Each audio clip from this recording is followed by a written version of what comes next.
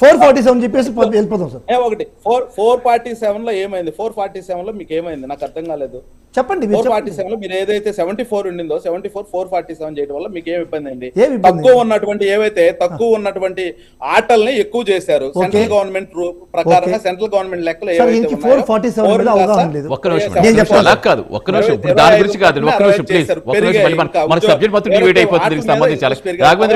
ఇందాక రామ్మోహన్ గారు కొన్ని ప్రశ్నలు అందించారు. ఇప్పుడు ఇక్కడ ప్రధానంగా వైసీపీ ఏం చెప్తుంది? హాయ్లాండ్ లో జరిగినట్టుగా ఎక్కడ లేదు, ప్రూఫ్ ఉంటే చూపించమనండి.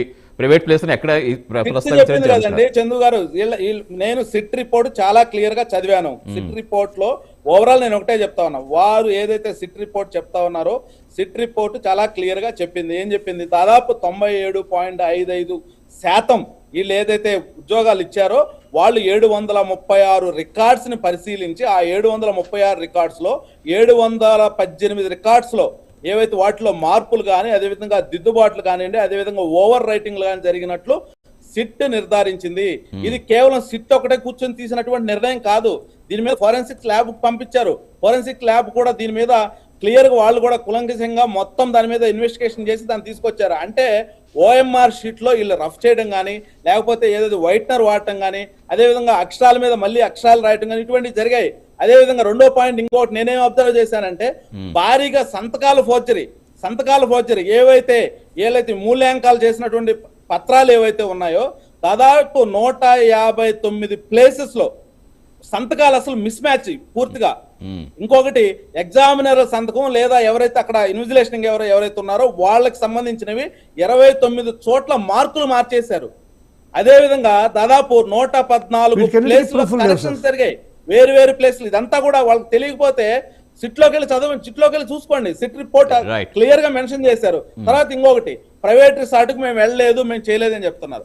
వీళ్ళండి ఏదైతే 84 రోజులు ప్రైవేట్ రిసార్ట్స్ లో ఉన్న మాట వాస్తవం కాదా?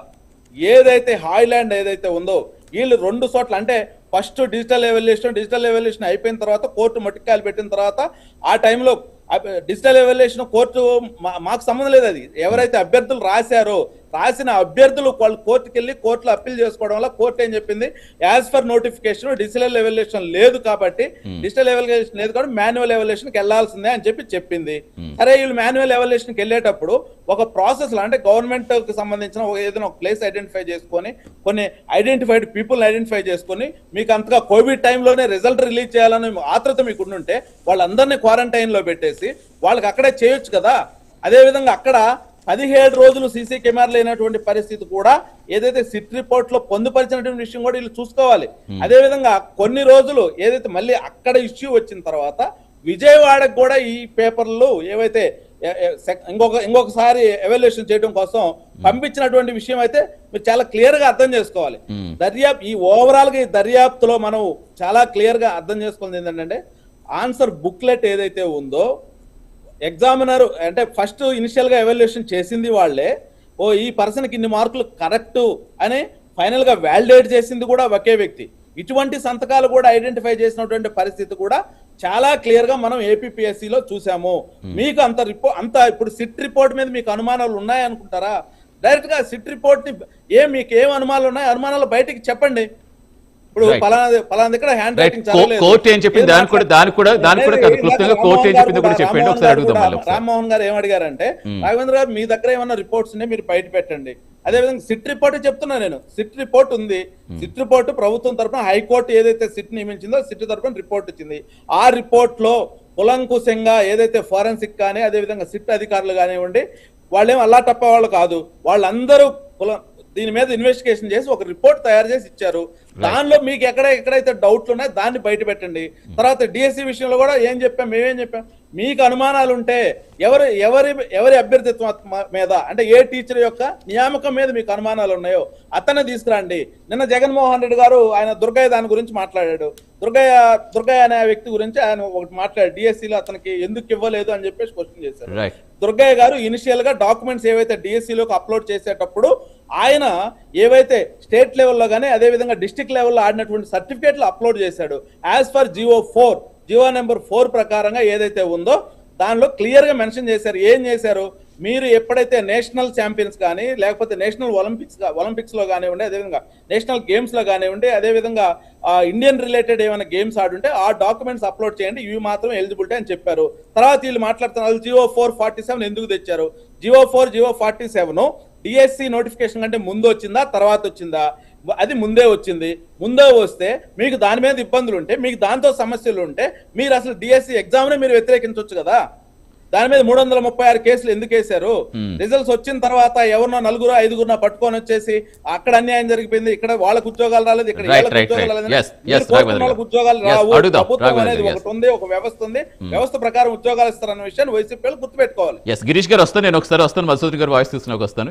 మధుసూదన్ గారు, ఇప్పుడు సిట్ నివేదికలో కొన్ని ఏదైతే ఎర్ర జాబితాలు ఉన్నాయో ఆ లాస్ట్ వరకు ఒకటే ప్రస్తావిస్తూ అసలు విషయాలు మధ్యలో ఉన్న మొత్తం నివేదిక అంతా కూడా పక్కకు పెట్టేసి దృష్టి పడే ప్రయత్నం చేస్తున్నారా?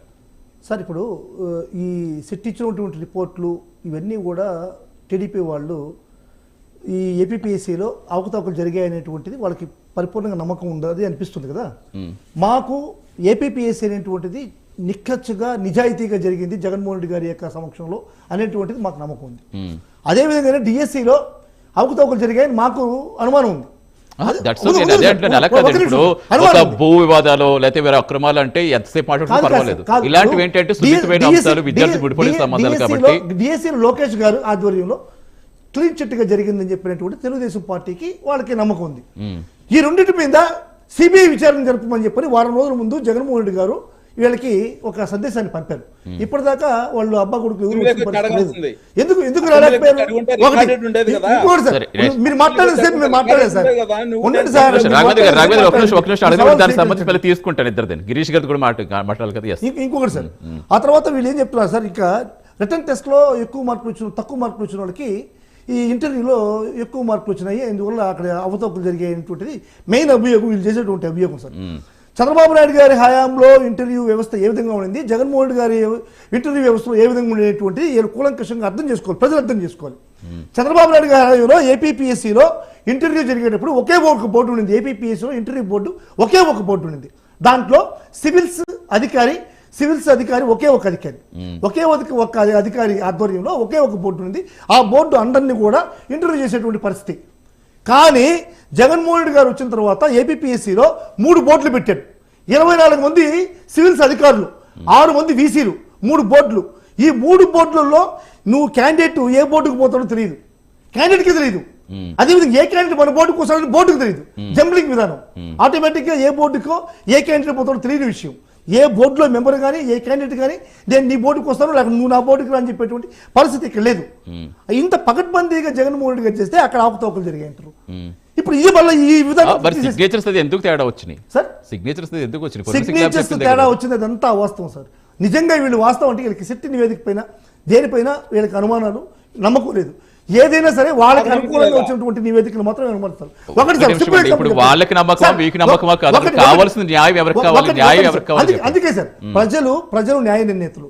ప్రజలకు అంతిమంగా ఈ యొక్క 2 విషయాల్లో కూడా అవకతవకలు జరిగాయా లేదనేది ప్రజలకు చెప్పాల్సినటువంటి అవసరం ఉంది. ప్రజలకు చెప్పాలంటే స్వతంత్ర బాడీ సిబిఐ కానీ లేకుంటే ఇండిపెండెంట్ ఒక జడ్జిని, సిట్టింగ్ జడ్జిని కానీ విచారణ జరిపించాలి. 2 మీద జరిపిస్తే దేంట్లో అన్యాయం జరిగాయి, దేంట్లో అక్రమాలు జరిగాయి అనేటువంటిది ప్రజలకు కూలంకషంగా తెలుస్తుంది.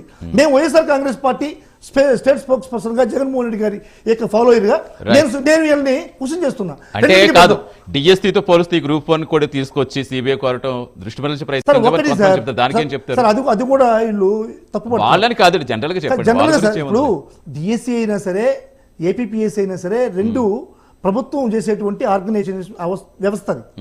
ఈ వ్యవస్థలో నేను టీచర్ పోస్టు, చిన్న పోస్టు, నేను ఏమి ఇబ్బందులు లేకుండా ఎవరికో ఒకటి నా ఓడికి ₹1 ఒప్పందంలో నేను ఇచ్చేస్తాను. ఏపీపీఎస్సీలో వచ్చే కలికి పెద్ద అధికారులు వాళ్ళు మాత్రం స్ట్రిక్ట్గా చేయాలనేటువంటిది లేదు. ఏపీపీఎస్